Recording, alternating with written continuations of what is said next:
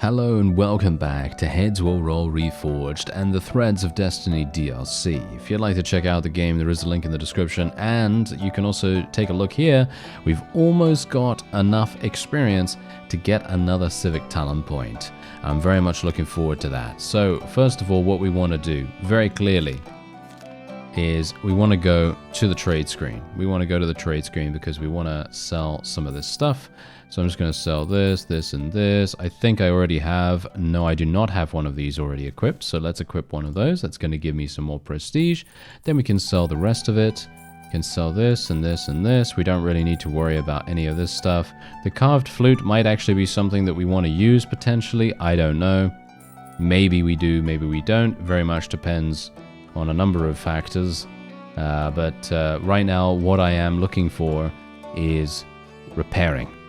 That's what I want to do. I want to repair my stuff. So let's actually just take a quick look, see if there's anything else here that I want to do. I could potentially buy some leather.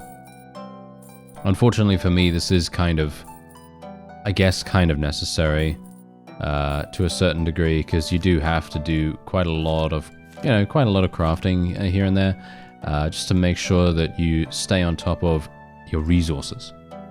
Because some of the time, you're not going to actually have them, you know? Some of the time, you're going to run out of resources, and then it's just going to be, oh no, I don't have enough water skins, or I don't have enough medicine, or potent whatevers, and so on and so forth. And yeah, we do want to make sure that we have that, don't we?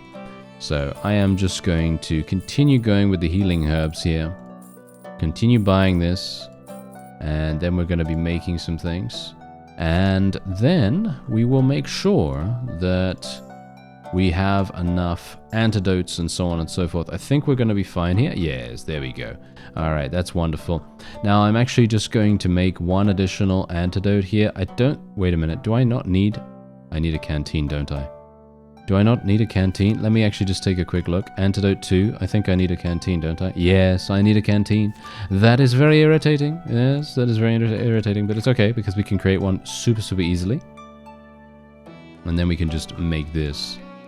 Nice. There we go. That's another two antidotes, which is obviously fantastic. We want as many of those as we can get, if within a meaningful way. A messenger finds and informs you that Desroches summons you. All right. Okay. So we're gonna go and have to speak to him in just a second. All right. So let's go and speak to him. You find your boss in the study of his Parisian estate, pensively gazing into the dancing flame in the fireplace. Desroches does not immediately notice your arrival. You wanted to see me, sire. Are you all right? I've dedicated my entire life to the royal service, Sir Happy. I was and still am faithful to the king, or shall we say to the oath that I once took. Deep inside, however, I've always felt that my true loyalty, and may Raglan forgive me for saying so, belongs not so much to the crown itself, but as to the kingdom as a whole, to France. This is an idea that few people understand or share, and I certainly don't expect you to, but I have always seen France as something more than just a set of disparate lands, united under the formal, and sometimes not the most sensible, authority of one man. These are dangerous words, sire. It is not your place to tell me that, Sir Happy. Nor is it my place to tell the king how to run his affairs, however. But I cannot get rid of the thought that all the misfortunes and troubles that have fallen upon the kingdom are not so much the result of evil fate or foes' machinations, as of the consequences of one man's mistakes. Mistakes that he does not wish to admit and from which he does not want to learn. Anyway, that's enough of sorrowful reflections. Put yourself in order, Sir Happy, and get prepared for another campaign. Something tells me we won't be staying in Paris for long. Understood, sire. Ah, and one more thing. The king is throwing a feast to celebrate his triumphant return to the capital after the victories over the Norman rebels and the English. It doesn't seem to me like the best time for a feast, but the king's wish is the king's wish. I shall of course attend it, and you, since you're a knight now, may come with me. Just be sure to dress appropriately. Okay, high society. So that means we just need a huge amount of prestige. That's what we need to do. We need to make sure that our armor has the highest prestige values that we can possibly get. And I'm going to actually ask about Eva. I thought Eva was coming to Paris too. Until the routière problem is solved, the roads throughout the northern part of the kingdom are not safe. Okay, so she's obviously not coming yet. What will be our next assignment, sire? Where will we go? I don't know yet. According to the news that reaches me, Brittany seems to have the worst of it. While we were preoccupied with Geoffroy's rebellion even, Rennes, the main city of Brittany, was completely taken over by mercenaries. The Duke and his spouse were killed, and the local wealthy landowners decided that they would now rule the duchy themselves. Order must be restored there as soon as possible. But I doubt that the king would find sufficient forces for such an operation, especially since even the capital is not safe right now. Most likely we'll be tasked with clearing the outskirts of Paris of routières, so get ready to roam the woods. Alright. And who was the Duke of Brittany, sire? I think you've mentioned his name before. I have. Simon de Montfort. An old comrade of mine from the war in Scotland. It was during that campaign that we met. My father and grandfather come from Flanders and the Low Countries, and de Montfort hails from Brittany, although his family has its roots in the Scandinavian lands far to the north. As he told me himself, 4 centuries ago, his ancestors sailed to Normandy and Brittany with Rollon as pirates in search of plunder. But in time, they settled down here, paid homage to the king. It was Charles the Simple, if my memory serves me right, and received those lands as a fief. Where else could an heir of the Duke of Brittany and a descendant of Flemish knights become friends but in the mountains of Scotland? It was a glorious time. We gave the English a good thrashing back then. Well, I've already mentioned the tragic ending of this story to you. Jean wanted to marry his cousin to him. From a political and career perspective, it would have been a great match for de Montfort. But that royal cousin weighed as much as both of us on our horses and in armor together, so the Duke instead favored some pretty peasant girl with no family name or dowry, but with a snatched waist. The king was furious. And you already know what happened next. Another staunch ally turned into an enemy. So now he is dead, and his duchy is being plundered and torn apart by vulture-like brigands. Alright. Do I want to talk about the rest of this? I'm not sure. Sire, I know it's none of my business, but I wanted to ask you a question about the Dauphin. Then ask if you want to. You don't really consider him guilty, right? And you don't believe that Charles of Navarre slandered him either. If Charles had wanted to turn against the king, he would have done so during the English invasion, although he would have assisted Geoffroy, or at the very least wouldn't have got in his way.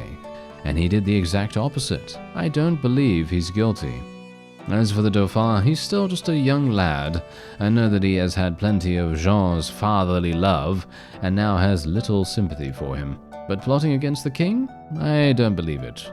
All of this seems as if there's someone else involved. Aha! We must get to the bottom of this. We owe it to ourselves to get to the bottom of this, sire. Phew. I personally don't owe anyone anything, and I'm not going to pry into royal affairs without being asked. Despite the sharp response, you notice a subtle smirk on Desroches' lips and a gleam in his eyes. I won't lie, as someone who knows the Dauphin personally, I'd be interested in hearing his side of the story. But the Dauphin, by order of Jean, has been placed in the dungeons of the Conciergerie, the royal castle on the west of the city, I guess, I don't know, and no one is allowed to visit him. However, any Parisian knows that the Conciergerie is famous for 2 things: its consummate torturers, and its perpetually sleepy and slothful guards. In that case, I suppose I could pay the Dauphin a visit. As your immediate superior, I forbid you to do so. But I'm a busy person, as you know, and I can't keep track of everything, so I'll rely on your discretion. New quest added. Fathers and sons. Alright, so we are getting quests from asking all of this stuff, so it's very important that we do that. About that royal feast you mentioned earlier, sire. Head out for the feast. Required, or recommended even, prestige 80. Wait. I actually don't know if I have... do I have prestige? I have 112. I am more than fine. I am more than fine to do the prestiging. So yes, that's wonderful. Okay, let's do it. Yes. You are just in time. We should get going. In light of recent betrayals and indignities, I'm glad to finally be surrounded by real men. Men, and not vile dogs like Geoffroy de Harcourt, Simon de Montfort, and my eldest son. May they all burn in hellfire till kingdom come. I know that he sounds like this, and technically he's a French man, but I need to give them different voices, otherwise it sounds like the same guy over and over again talking to himself, which would be madness. And we don't want a king to be mad, do we? Not yet, at least. Raising his goblet of wine in the direction of Charles of Navarre, who is sitting nearby, the king continues, You told me, Charles, you warned me of Geoffroy's rotten nature, but I didn't listen even though I should have. I raise this cup to you, Charles, to my faithful friend who has watched over the welfare of the royal lands in my absence. With these words, Jean drains the goblet to the approving roar of everyone gathered and pours himself some more wine. But it is not just Charles of Navarre who is worthy of praise. I want to raise the second cup to the man who has done more for me than anyone else, to the man who has spilled so much blood of my enemies that the entire Seine could be coloured crimson, to the man whose loyalty I would not doubt, even if the angels themselves descended from heaven and tried to convince me otherwise. The king turns to Desroches. To you, Desroches, if my spies' reports are anything to go by, toasts to your health are regularly raised in taverns all over the kingdom, and the peasants refer to you as none other than the Keeper of France. And that's saying something. Thank you, Your Grace. Out of the corner of your eye, you notice Desroches locking eyes with Raglan, with the Privy Councillor nodding approvingly at your boss. As the king continues toasting, he thanks a whole list of other people, starting with his bravest knights who have distinguished themselves in battle, and ending with the hard-working French Jacques who have been supplying food for the king's table. When this extended series of toasts finally comes to a close, you once again notice how Raglan, who ended up being almost the only person at the table that Jean didn't mention, exchanges glances with Desroches and throws up his hands in a caricatured chagrin. Your name is also not mentioned by the king, but you didn't count on that anyway. Once done with the toasts, the king starts the meal, inviting all the guests to follow his example. The knights, seated at the far end of the table, quietly strike up their own conversations, while the liege lords, seated next to the king, discuss matters of state. Yes, matters of state. Trying not to make your curiosity obvious, you nevertheless listen carefully, struggling to catch every word. Thank you for your kind words, my friend. The victory over the English and the Norman rebels is certainly worth celebrating. But we must be careful. New enemies have taken the place of the vanquished ones. Routiers and brigands ravage the northern lands, while the southern regions, including my native Navarre, suffer from the raids of Pedro the Cruel's Castilian cutthroats. You know it yourself. The king takes a pause to finish a piece of a leg of mutton. That I do not have enough men to organize a march to Brittany and secure Paris at the same time. Which means I've got to choose, and I choose Paris. As my father used to say, if both the house and the barn are on fire at the same time, it's definitely not the shed that should be saved. I understand your logic, but the kingdom is not a stockyard, and Brittany is not a barn with cows and goats. I do not deny the significance of Paris, but Brittany is a coastal region, and its ports are the gateway to the interior of France. You can't throw lands like those around. Raglan will back me up on this. If a vassal of the French king is not seated in Rennes, then a vassal of the King of England will appear there very soon. That is correct. And what do you suggest I do? It is not like I've got more troops from this information alone. There is nothing more than a gang of brigands in the vicinity of Paris. You can hold them off with a small force. They've got nothing against the castle walls. As for Brittany, I could lend you a certain sum and help you to muster troops. The king drains another goblet of wine with a chuckle. And why have you become so generous all of a sudden? You're not planning to get your hands on the duchy, are you, old man? Looking to make some profit from the interests of the crown? Charles responds with a smile. Well, I don't separate the crown's interests from my own. Everyone present here is aware that I am one of the largest landowners in France. What's good for France is good for me. You hear that, Raglan? Charles, you're quite a rascal. I might be a rascal, however, I'm on your side. Charles casts his eyes around the liege lords sitting near him. And you don't have many such people left. You're right on that one. Abandoning Brittany is not an option. You'd be signing your own death warrant. Here's what I propose to do. We'll determine the fate of the duchy once it's free of the routiers, but no matter who gets it, you guarantee assistance in defending Navarre against the Castilians, and meanwhile I'll assemble a detachment to march on Rennes and cover its expenses. As for the rest, you've already got a specialist in solving such matters. Charles nods in Desroches' direction.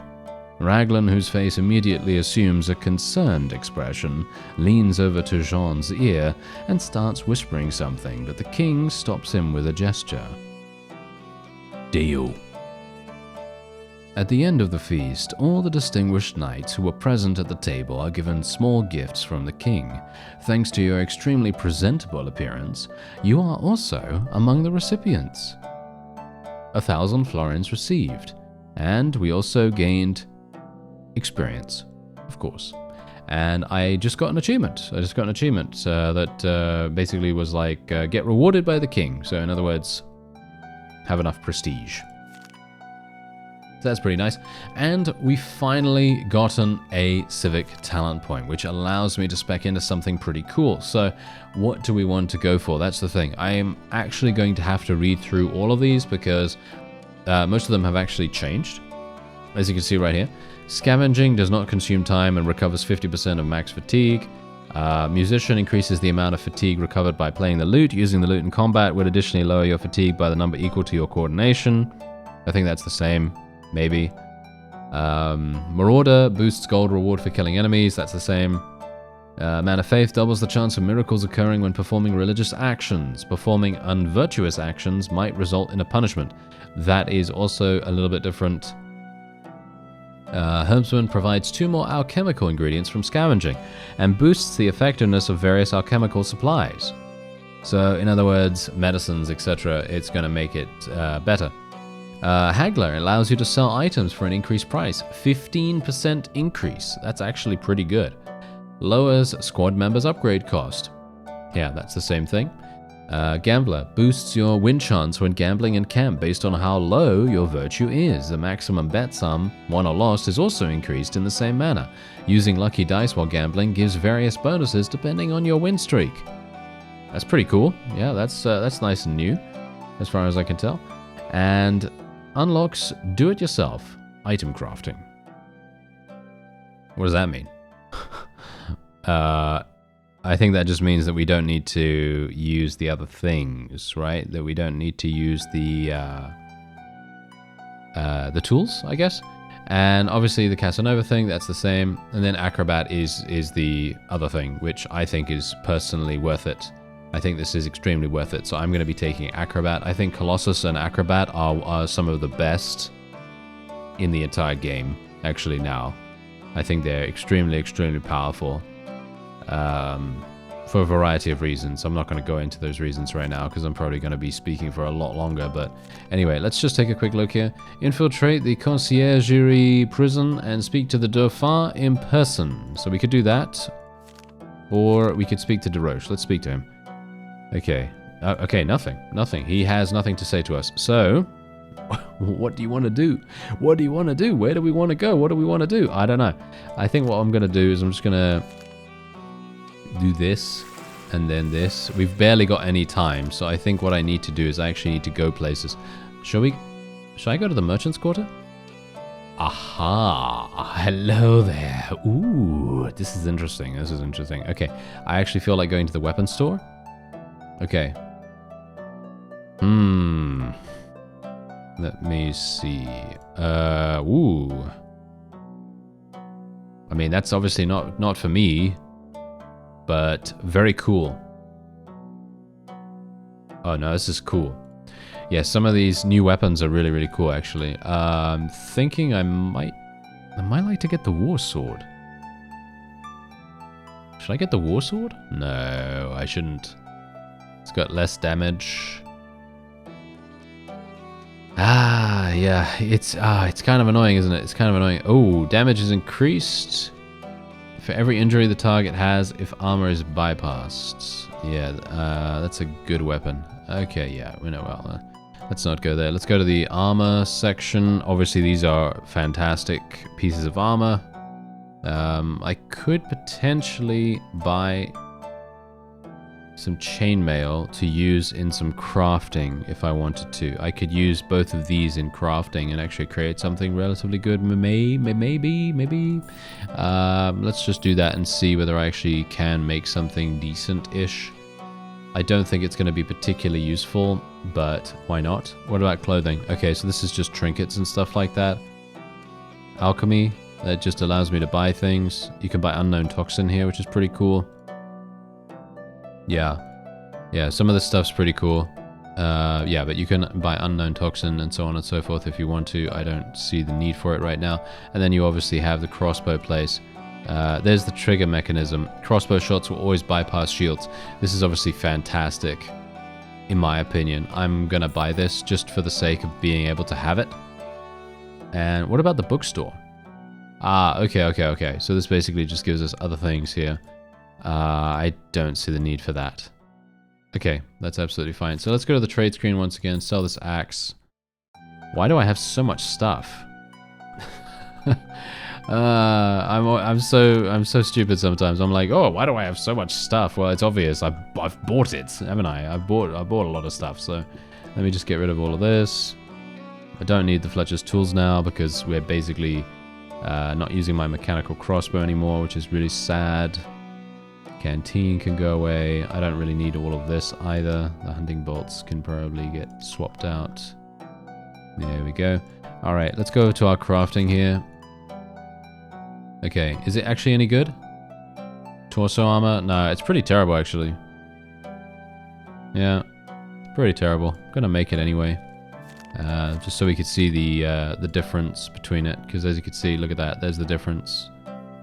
So it gives me neck armor. This new one gives me neck armor and neck coverage and stuff like that. But my one currently gives me more torso cover, which is obviously what I want. I want huge amounts of torso cover, as much as I can get. And what we're going to do is we're going to just transfer that away, because let's face it, I personally feel like having a way to deal more damage. I'm just going to unequip all this stuff because I actually want to get these things. Having a way to deal more damage with the crossbow is, in my opinion, going to be really, really good. I've already repaired this, but there's a bug currently in the game that, well, is still in the game, that this particular piece of armor doesn't recognize that you've repaired it, but I have repaired it. So, yeah, don't worry about that. Otherwise, I could just sell this now, or I could... I'm just gonna keep it, I guess. I'll just keep it for now and we'll see what happens. But yeah, anyway, let's go to the conciergerie. The Dauphin is being held under guard in the dungeons of this place. Bribe the guards. Yes. Once you enter the dungeons, you find yourself in a labyrinth of corridors and locked cells with massive wooden doors. After sneaking to the guard post and snatching a piece of parchment listing the names of the prisoners and the numbers of the cells in which they are being held, you begin your search for the Dauphin. After about a quarter of an hour of wandering through the corridors, shrouded in gloom, you finally find the door behind which the Dauphin is supposed to be. Peering into the darkness of the unlit cell through a barred hole, you quietly call, "Sire, sire, I'm here to talk to you." A figure materializes out of the cell's impenetrable darkness and slowly approaches the door. "And just who are you?" "My name is Sir Happy. I am a knight in the service of Desroches. Huh. First he helps my father, a paranoiac and a tyrant, to put me behind bars, and now he what, sends assassins after me? Can't wait for the king to order my beheading, eh? Decided to speed things up a bit? No, sire, that's not what I'm here for. What for, then? Desroches doesn't believe you're guilty. He thinks you wouldn't betray your father. The Dauphin sneers even. Is that so? It's always nice to hear that your friends have trust in you. But in that case, let me ask you, why the hell did he slaughter my men and put me in custody? It seems as if the old warrior is trying to take some precautions in case of my escape from here. Which I will make happen. And when that happens, the Dauphin loudly exhales. I will take revenge. Revenge on everyone, starting with my father and ending with my friend, Desroches. The conversation clearly took a turn that you weren't expecting. Sire, tell it to me straight. Were you involved in Geoffroy de Harcourt's conspiracy? Pfft, what do you think, knight? Sire, Enough chit-chat. Pass on my best wishes to your chief and my father. You attempt to continue the conversation, but the Dauphin is no longer interested in talking to you. You have no choice but to return empty-handed. Trying not to make too much noise, you start heading in the opposite direction. But suddenly you're called out by someone from one of the cells adjacent to the Dauphin's. The unknown inmate clearly wishes to speak with you, but it may be dangerous to linger in this place. I'm gonna hear him out. You agree to hear him out. The inmate introduces himself as Bertrand, unpronounceable name that I will not even attempt. That's a weird name, right? And claims to be the younger brother of Guy, the name that I will not ever try to pronounce ever in my million years, because that's also a weird name. Wow, they have different last names. Whoa. A captain of a large squad of routiers prowling the outskirts of Paris. His name is Guy, actually. Guy. Guy would be the French pronunciation, not Guy, but, you know, I'm going to butcher it by being English and saying it the English way. Wonderful. Bertrand asks you for a small favor to simply visit one of the taverns on the outskirts of the city and quietly tell the owner of the establishment which wing of the castle and which cell he is kept in. Everything else, including the payment of a very substantial reward, will be handled by his brother.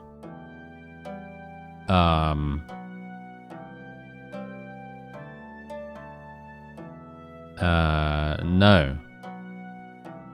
Aiding a criminal is not part of your plans, so you refuse the convict's offer and hastily get out of the conciergerie. And there we go, we completed the quest. Okay, so the funny thing about this, okay, the funny thing about this is I actually would have loved to have helped him escape, because I think that's interesting, right? I think personally, for me, my own personal preference would be to do that, but I'm wanting to play my current character as a loyal knight to Desroches. I want to be as loyal as possible to him at every possible turn, and that is what I am attempting to do here. So if Desroches goes down, I will be, you know, trying to avenge him and so on and so forth, you know, those kinds of things. But yeah, okay, so we're basically done here. Now I can go and speak to Desroches again. Does he have anything? No.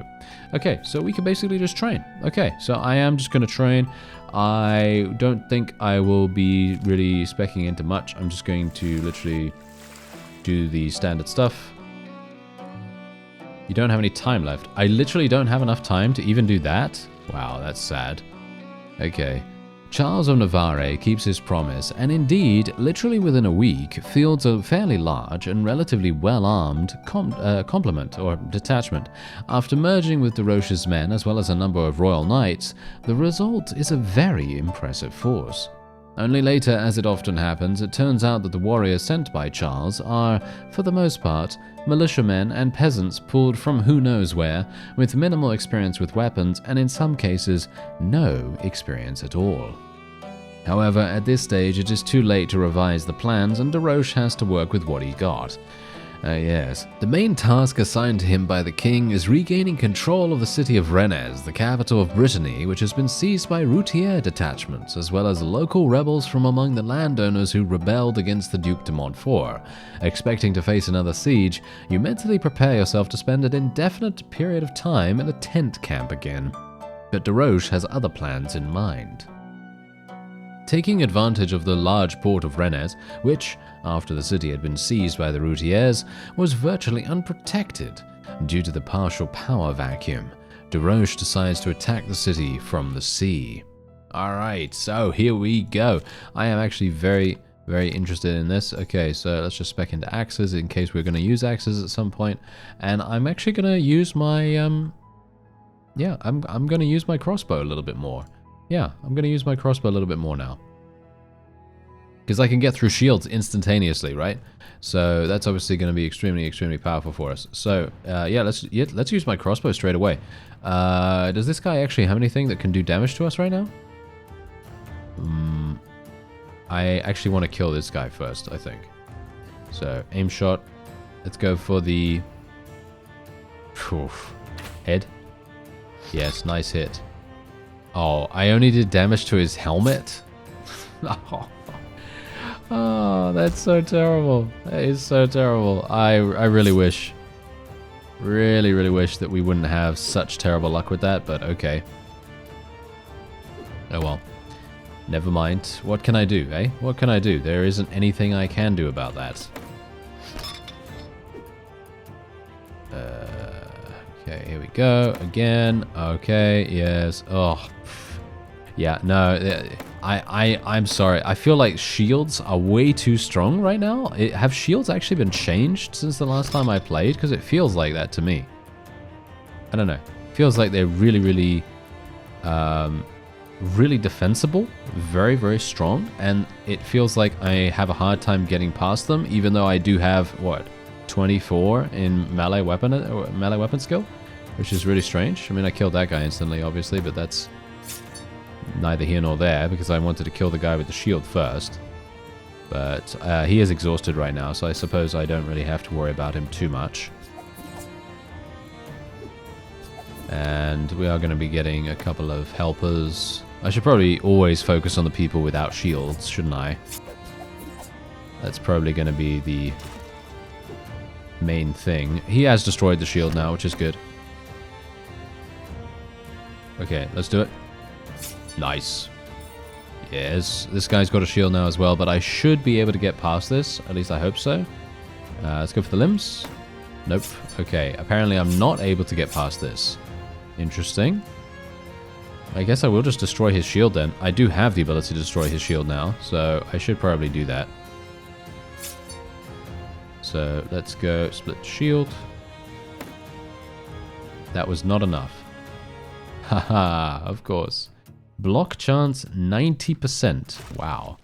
Okay, that's actually pretty impressive. Yeah, I feel like, you know, I feel like what I should have done was actually get the flute equipped or something like that. I feel like the flute probably would have made more sense in this case. Because as it stands right now, I feel like we are not doing as well as we could. There we go, did it. Do I want to loot the bodies? Sure. Okay, let's get this. There's the Rondel dagger, hilarious. Let's get that. Great axe. Yeah, war sword's pretty nice. Yeah, we'll take that. Armor breaker bolt, why not? And there we have it. Okay, I'm not going to take everything. And then we're going to move on. Alright, so I'm not a big fan. Not a big fan of this. Not a big fan of this. So I think what we're going to do is I'm going to swap this middle trinket out. And I'm going to use, I think, the carved flute instead. I know. Some people are going to say that this is absolutely terrible. And yeah, you're probably right. You're probably right. But I'm actually thinking right now that I would prefer to use that over something else. Because I really want to regenerate my fatigue super quickly here. And I want to spend less turns regenerating that. Who's this? Mercenary Captain. He's got insane amounts of HP. So I think the best course of action for me right now is probably to shoot him in the face. Okay, he's stunned. Okay, that's good enough, right? Kind of. What? How is he able to do something? How was he able to come out of the stun and immediately do something? Okay, that's kind of weird. All right. What can I do? What can I do? I guess I will just hit him in the head. 56%. I mean, that's basically nothing. So, yeah, that's pretty bad. I have a bad feeling about this. Yeah, I have a pretty bad feeling about this right now. We need to make this guy... Yeah, he's got so much... He's got about the same stamina that we do, so this is pretty harsh. My fatigue is being regenerated at 17 per time, and bear in mind that if we do get a critical, then we might be able to regenerate, I hope, 34. I'm hoping 34. Hope it will double up, potentially. Let's go for the neck. Nice hit. Oh, super lucky right there. 42%. Okay, that's what we like to see. Can we get more of those? That's the question. And I want to try to recover as best as I can here. Let's try to attack this guy, split his shield. There we go. It's broken. Nice, nice. We're working well. Me and this guy are working well. Random Mr. DeRoche's man-at-arms person. Yes. Nice hit. Very good. This guy hasn't got a shield. I'm going to have to regenerate, though, because I do not want to get hit. And we're going to... Yes, we get 29. 29 fatigue recovery now, which is actually kind of bonkers. That's the reason why I personally feel like the flute is a bit of an undervalued trinket. If you don't have anything better, obviously, there are a number of very, very strong trinkets, probably extremely strong stuff that you can... maybe there are even some more that I'm not even aware of, because obviously the new DLC, the new update and everything, there are going to be some that I just have no idea about. But I do remember some very, very strong ones. And yeah, they're obviously going to be extremely... very much more useful than what we're currently using, but you know, I personally value this right now just for getting our fatigue super regenerated, because in a wave-based format like this, it's extremely important to just reduce the amount of turns that we take. That's pretty much all I'm trying to do right now, you know. Okay, so let's finish him off finally. Yep, there we go. Nice. Okay, we'll search him. Let's see, what do we get? What do we get? Morningstar. Okay, I'll take the lower jacket. The Pavis obviously is really good. Oh, Greenstone Ring. That gives me more stamina recovery. That actually could... Funnily enough, that actually might be useful. Funnily enough, it might be useful. Yeah, maybe. I'm not, I don't know. I'm not really convinced. But let's see. Retreating from the city streets, the routiers take refuge in the ducal residence. Okay, so here we go. We got another one. Okay, so I think considering I'm not actually reloading my crossbow ever, I am going to change that. Okay, so what we're going to do is I'm actually going to use the greenstone ring, and I'm going to see how that is. I know this sounds like a joke, actually, because both of these trinkets are not considered to be amazing. But I personally think that considering where I am right now and what I'm doing, I think that it could be really powerful. So just bear with me, okay? Just bear with me, and we'll try it. We'll try it out together, okay? So let's see what happens. Whoa, hello. This guy's looking like he means business. He's gonna absolutely hit like a truck. This guy's gonna hit like an absolute monster. He's got 30 strength. He has 130 HP. Wow. Okay. Yeah, this guy's going to be really hard to defeat. Okay, well, what we're going to do is I'm going to shoot this guy in the face immediately. Or I'm going to try to, at the very least. Let's try to just hit his body, I guess. 100% chance. Get him bleeding, get him poisoned. I just want to try to, you know, get him dead as best as we can. And that's all we need to do. I'm just going to try to focus on the enemies in the back. That's all I'm going to do. That's it. Super simple. Super easy. You know, game plan right here. Just going to go for that. I'm regenerating 19 stamina per time now, which is actually pretty cool in my opinion.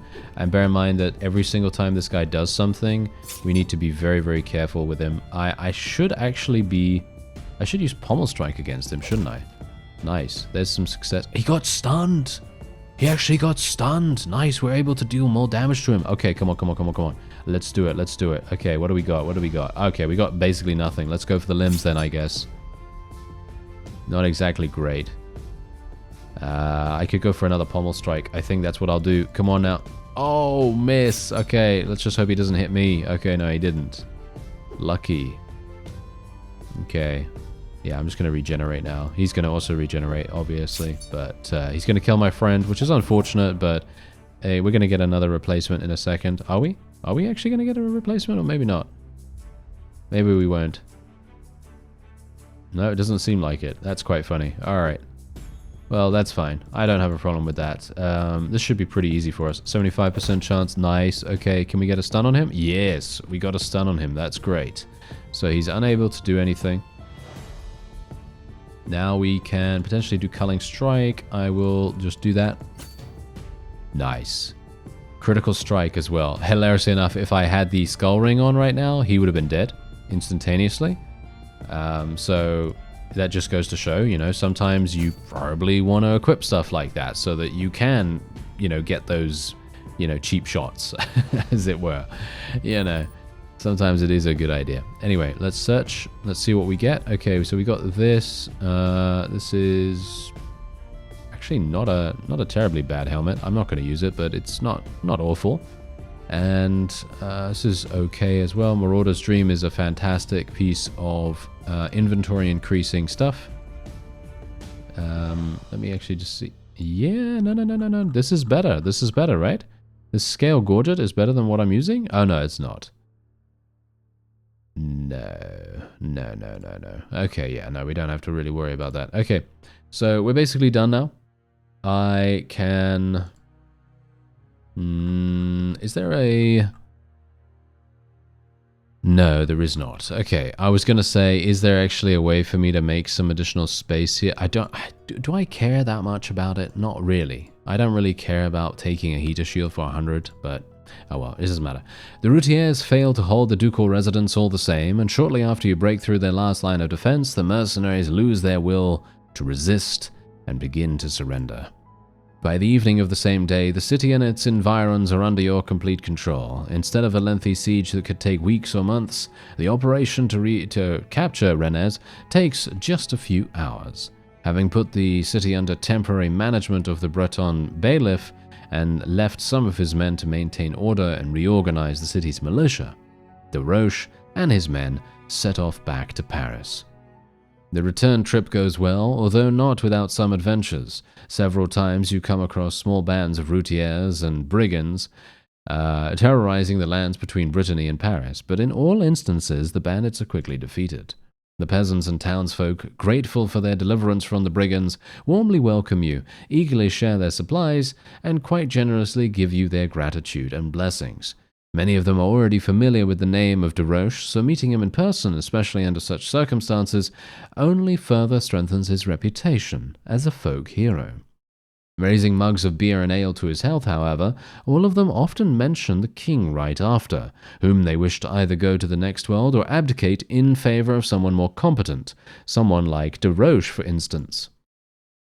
De Roche reacts to such talk with indignation, thus respecting the chain of command and demonstrating his loyalty to the oath of allegiance he gave to the king. However, even your not-so-perceptive eyes invariably catch some hints of assent and solidarity with such sentiments behind his ostentatious resentment. And so, moving from town to town and from village to village, you soon reach Versailles, a small settlement near Paris. The good spirit prevailing among the members of the detachment, however, quickly dissipates as soon as you see the outskirts of the capital in the distance, which are engulfed in flames and shrouded in smoke. Questioning the Versailles burgomaster about the situation in Paris does not clarify the picture much. He reports that just the other day a rumor spread across the capital that the Dauphin, who had been imprisoned in the conciergerie on charges of treason, had escaped from custody. The capital's traders, led by the provost of the merchants Etienne Marcel, had apparently been awaiting this development, since shortly thereafter they announced a revolt against the king. Their armed groups took control of the city, forcing Jean to take shelter in his fortified residence, which ended up being effectively besieged.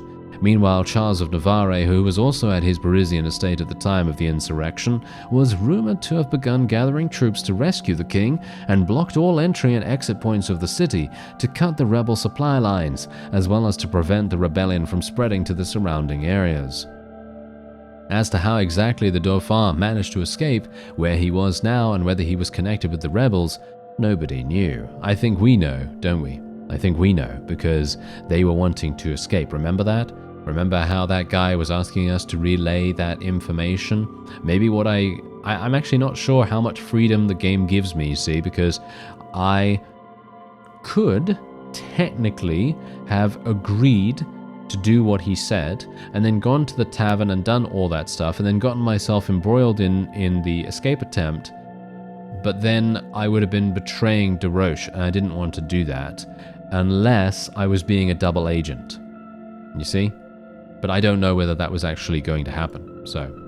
Anyway, despite the overall fatigue after another day's travel, Desroches decides to waste no time on rest and rush to Paris to the king's rescue. By morning twilight, you reach the Abbey of Saint-Germain, near which there is one of the bridges across the Seine leading to the capital. But you're not able to cross it just yet, for right next to the bridge, you spot a well-equipped outpost defended by a large group of armed men. Assuming that before him, the men of Charles of Navarre, an ally of the king, Desroches demands to let him and his men into Paris, but the captain in charge of the outpost, who unexpectedly turned out to be an Englishman, responds with a terse refusal. The darkness, the uncertainty, and the utter exhaustion of his men by the long journey caused Desroches to be cautious, and instead of trying to break through the outpost by force, he decides to stop for the night at the nearby Abbey, even, not alley. Yes, anyway, Chapter 5. Alright, Sir Happy, listen up. I know you're probably more tired than anyone else, but I'm afraid we won't be getting much rest anytime soon. There is clearly something fishy going on in Paris, and by the looks of it, the king could use our help again. The tone in which he utters the last phrase clearly betrays the fatigue of a man who, just during your short acquaintance, has thrice pulled the king out of the worst scrapes, literally embarking on another military campaign right after the previous one. I have too few men, and Paris is not Rennes, so we must proceed with caution. I need eyes and ears in the city, so you will take on that role. Get a couple of hours of sleep so you can stay on your feet, then get to work. Find a way around the outpost at the bridge, get into the city, and see for yourself what's going on there. Assess how realistic it would be for us to get to the royal castle without encountering an angry mob on the way. Understood, sire. It will be done.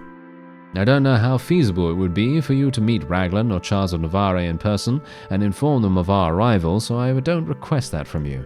However, if you could make it to Cité, sneak into the royal castle and meet Raglan, or go through the entire city and reach Charles's Parisian residence behind the Vincennes forest, that would be very helpful. I don't believe in omens, signs, and portents, Sir Happy, but I can't escape the feeling that Jean's time is coming to an end, and that the only power which time and time again helps him keep both his throne and his life is that of my own hands. Maybe it's a test of faith and loyalty that God has sent me. Or maybe it's a sign that it's time to think for myself. Dangerous thoughts, I know. It's a good thing I don't believe in signs, right? Alright, that would be enough for you. Go get some rest and get to work. Be careful and remember that the fate of the entire kingdom now depends on you. New quest added. And we received a salary, of course. And there you go. Alright, that's very exciting. That is extremely, extremely exciting. I am very much... No, please do not. Do not do that. Thank you very much. Do not attack me with toxicity. Anyway, that is going to be it for this episode. I thank you very much for watching, and I'll see you next time.